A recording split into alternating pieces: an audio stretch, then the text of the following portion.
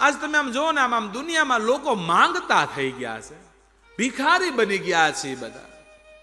શું ફેર ભિખારીમાં? બાર ભિખારી મંદિરની બહાર બેઠો રૂપિયો 2 રૂપિયા માંગતા હોય, અને આપણે મંદિરમાં જઈ ભગવાન પાસે ભિખારી લાખો રૂપિયા માંગતા. મૂળ તો ભીખ જ માગીએ ને, દરિદ્ર છીએ ને બધા. વેદ કહે છે કોવા દરિદ્રો એ વિશાલ તૃષ્ણા, જેની તૃષ્ણા બહુ મોટી છે ને એ બધા દરિદ્ર છે જગતમાં. ઈશ્વર પાસે માંગશો નહીં, લાયક બનીને ઉભા રહી જાઓ. બસ તમારી લાયકાત સર્જાય, ઈશ્વર દેવા તૈયાર છે. બાકી હું હાથને મારા ફેલાવું તો તારી ખુદાઈ દૂર નથી. હે ઈશ્વર, હું માંગુ અને તું આપે એ વાત મને મંજૂર નથી. બાકી હાથને મારા ફેલાવું તો તારી ખુદાઈ દૂર. તને પણ ન માંગુ, ઈશ્વર જા. ભગવાનનું ભજન કરતા હો ને તો ઈશ્વર પાસે માંગશો. ભગવાન બધું જાણે છે. પ્રભુ જાનહી સબ બિનુ હી જનાઈ. ઈશ્વર ચરાચર જગતનો સ્વામી, એને શું કહેવાનું હોય બાપ? એને ખબર જ છે મારા શિષ્યને, મારા દીકરાને શું આપવું, ક્યારે આપવું, કેટલું આપવું. માં હોય ને, માને ખબર જ હોય મારા દીકરાને ભૂખ લાગી છે, એને શું દેવું જોઈએ ખાવામાં, શું દઉં તો એની તબિયત સુધરશે, શું દઉં તો એની તબિયત બગડશે. માં બધું જાણતી હોય છે. આવો શિયાળાનો સમય હોય અને છોકરો કદાચ શ્રીખંડ ખાવા માટે જીદ કરતો હોય, ઘરમાં શ્રીખંડ લાવેલો પડ્યો હોય તોય માં ના આપે. કારણ માને ખબર છે મારા દીકરાને આપીશ, ખાશે, શરદી થશે, બીમાર પડશે. છોકરો જીદ કરે, કજિયો કરે, રડે, તોફાન કરે, ગમે એટલું કરે ને તો એ માં ન ખાવાની વસ્તુ નથી આપતી. એમ ભગવાનને ખબર છે આને શું આપવું, ઈશ્વરને ખબર છે આને અત્યારે રૂપિયો અપાય એમ નથી. જો આને રૂપિયો આપીશ તો આ બગડી જશે. આને અત્યારે સત્તા અપાય એમ નથી. જો અત્યારે સત્તા આપીશ તો મને ભૂલી જશે. ઈશ્વર માં છે, એને બધી ખબર છે ક્યારે આપવું, શું આપવું, કેટલું આપવું. ઈશ્વર પાસે પણ ક્યારે માંગશો નહીં તમે. આજ જીવ માંગતો થયો છે.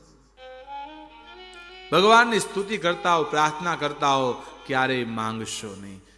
ભગવાનને કહેજો, હે કૃષ્ણ, હે રામ, તુમસે કછું ન ચાહીએ, તુમ સંગ સહજ સ્નેહુ. પ્રભુ મારે કાંઈ જોતું નથી, બસ તારા ચરણમાં મને પ્રેમ થઈ જાય, તારા ચરણમાં અહેતુકી ભક્તિ થઈ જાય, મારું મન તારા ચિત્તમાં, તારા ચરણમાં રમતું થઈ જાય. હે પ્રભુ, મારું શરીર તારી સેવા કરતું થાય, મારે કાંઈ જોતું નથી. આજના સમયમાં જીવ માંગતો થયો છે.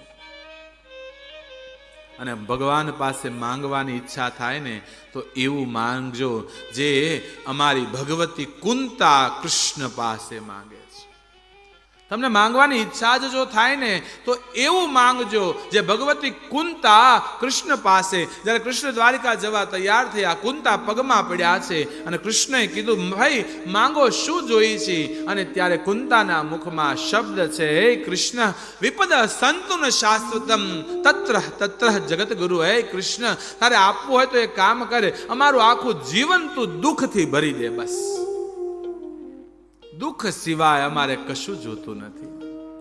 વિચારો, દુઃખ માંગ્યું. આપણે સુખ માટે દોડીએ છીએ અને કુંતા દુઃખ માર્ગે છે. ભાઈ દુઃખ, હા કૃષ્ણ, કારણ જ્યારે જ્યારે દુઃખ પડ્યું ને હે કૃષ્ણ, ત્યારે ત્યારે તું દોડીને આવ્યો છો. જ્યારે જ્યારે જીવનમાં દુઃખ પડ્યું ને ત્યારે તું દોડીને આવ્યો. અને આજ સુખનો સમય છે તો કૃષ્ણ તું અમને મેકીને જઈ રહ્યો છે. પથરા પડો એ સુખ ઉપર, જે સુખમાં ભગવાન ભૂલાય જતા હોય. બલિહારી એ દુઃખની, જે દુઃખમાં કૃષ્ણ રામ આપણને યાદ આવતા હોય છે.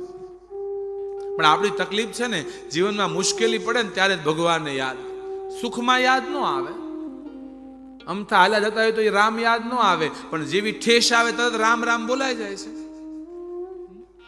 યુવાની હોય તો રામ યાદ ના આવે, પણ ઊભા થાય અને ગોઠણમાં 3 કડાકા બોલે ને ત્યારે રામ યાદ આવે છે આપણને. મુશ્કેલીના સમયમાં ભગવાન યાદ નથી આવતા.